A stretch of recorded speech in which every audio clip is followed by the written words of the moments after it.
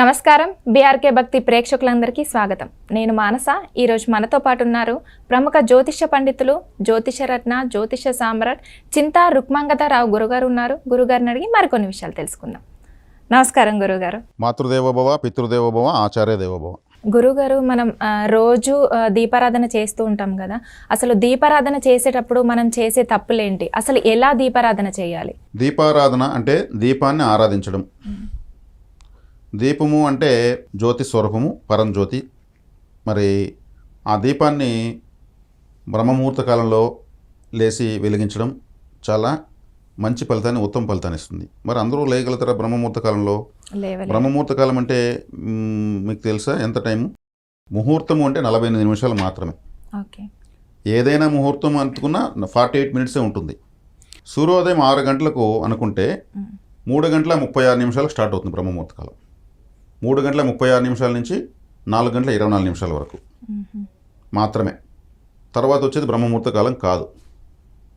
ఈ బ్రహ్మముహూర్త కాలంలో అంటే సూర్యోదయం 6 గంటల 5 నిమిషాలకు అయిందనుకోండి, 3:36 నుంచి 3:39 ఆడ 5 నిమిషాలు పెంచుకోవాలి. సూర్యోదయం 5:55కి అయిందనుకోండి, 3:36 కదా, 3:31. అంటే ఇక్కడ సూర్యోదయ కాలం ఎన్ని నిమిషాలు పెరిగితే ఆడ అన్ని నిమిషాలు ఎలా పెంచాలి, ఇక్కడ తగ్గితే దాన్ని అట్లా పెంచుకోవాలి. 48 మినిట్స్ మాత్రమే బ్రహ్మముహూర్త కాలం.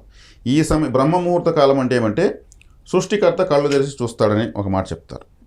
ఆయన తెరిచి సృష్టిని చూసినప్పుడు ఎవరెవరైతే దీపాన్ని వెలిగించే ఇంట్లో దీపం వెలుగుతూ ఉంటుందో, ఎవరెవరు సాధన చేస్తూ ఉంటారో, ఎవరెవరు సూర్య నమస్కారాలు ఆర్గ్యమిస్తూ ఉంటారో, ఎవరెవరు వాళ్ళ యొక్క జీవితానికి ఉద్ధరించుకోవడానికి చదువును కూడా చదవచ్చు, ప్రాక్టీస్ చేయొచ్చు, ఏదైనా యోగా చేయొచ్చు, ఏం చేస్తూ ఉంటారో వాళ్ళందరూ కూడా పరబ్రహ్మ యొక్క దృష్టి వాళ్ళపైన పడుతుంది అని చెప్తారు. ఇది దీనివల్ల ఎప్పుడైతే ఆ టైంలో లేచి వీళ్ళు సాధన చేస్తారో, వాళ్ళని వారు ఉద్ధరించుకోవడానికి ఏదైనా సరే వాళ్ళందరికీ కూడా దివ్యమైనటువంటి దైవశక్తి ప్రాప్తిస్తుంది. అందుకు బ్రహ్మ ముహూర్త కాలము. బ్రహ్మ అంటే సృష్టికర్త కదా, ఆ సమయాన్ని ఉపయోగించుకోండి అని. మరి ఆ సమయానికి లేచి ఇప్పుడు పడుకునేదే 12కి, మరి 3:30కి ఎలా లేస్తారు? స్నానం చేసేసి బట్టలు మార్చుకునేసి ఇల్లంతా ఊడ్చుకొని చేయగలంటే కష్టం కదా. కాబట్టి దైనందిన జీవితంలో 9 గంటలకు 6 గంటలు అవుతుంది ఇప్పుడు. కాబట్టి అప్పుడు ఉత్తమోత్తమైన ఫలితం కావాలంటే బ్రహ్మముహూర్త కాలము. ప్రాచీన కాలంలో ఇప్పుడు ఉన్నటువంటి హరీబరీ లైఫ్ అనేది ఒకప్పుడు లేదు, ఇంత యాంత్రికమైన జీవితం ఒకప్పుడు లేదు.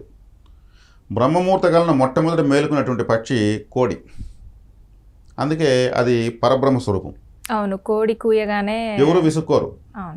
అది ఎంత డిస్టర్బ్ చేసినా కానీ కోళ్ళన్నీ ఊళ్ళో అరుస్తూనే ఉంటాయి.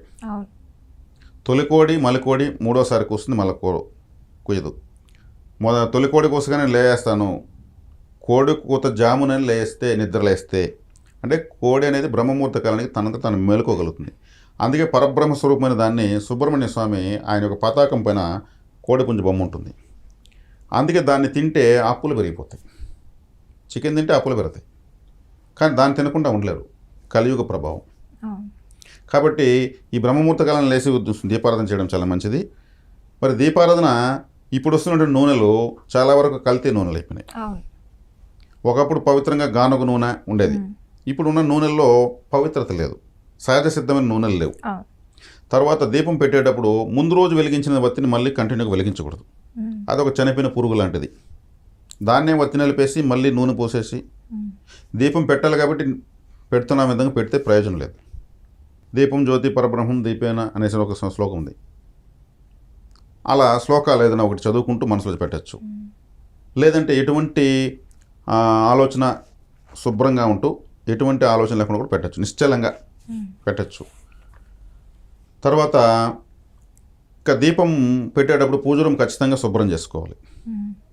ఏమి లేదు పూజ రూమ్లో పోయి ఏముంటుందంటే మీరు తుడిస్తే వస్తుంది, డస్ట్ తెలుస్తుంది. తర్వాత దీపం పెట్టేటప్పుడు మనం ఎంత శుచి శుభ్రతను పాటిస్తామో అంత ఫలితం మనం తీసుకోవచ్చు. అంటే దీపము అంటే వెలుగు, జ్యోతి. ఇప్పుడు మేము జ్యోతిష్ శాస్త్రం అంటాము, అంటే దారి చూపించేది జ్యోతిష్ శాస్త్రము. ఒక టార్చ్ లైటు, ఒక ట్రాఫిక్ పోలీసు, ఒక మార్గదర్శకము. అదేవిధంగా ఇంట్లో కూడా మొట్టమొదటి చేయాలని క్రియ ఒక జ్యోతి వెలిగించడం ద్వారా ఆ రోజు జీవితాన్ని ప్రారంభించాలి. అదేవిధంగా సూర్యోదయానికి ముందే వెలిగించేటువంటి దీపం వల్ల అధిక ఫలితం ఉంటుంది. సూర్యోదయం అవుతున్నప్పుడు చేసేదాని వల్ల మధ్యమ ఫలం ఉంటుంది. సూర్యోదయం తర్వాత పెట్టే దీపం వల్ల అధమ ఫలితం ఉంటుంది. గురుగారు, ఒక సందేహం, అంటే డైలీ మనం దీపారాధన చేసేటప్పుడు ఖచ్చితంగా తలస్నానం చేయాలా, లేదంటే నార్మల్ స్నానం చేసైనా చేయవచ్చా?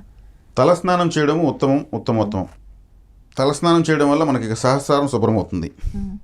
తలస్నానం చేయకపోవడం వల్ల చెమట పట్టు ఉంటుంది, అక్కడ మురికి చేరుతుంది, నవ్వగానే ఉంటుంది.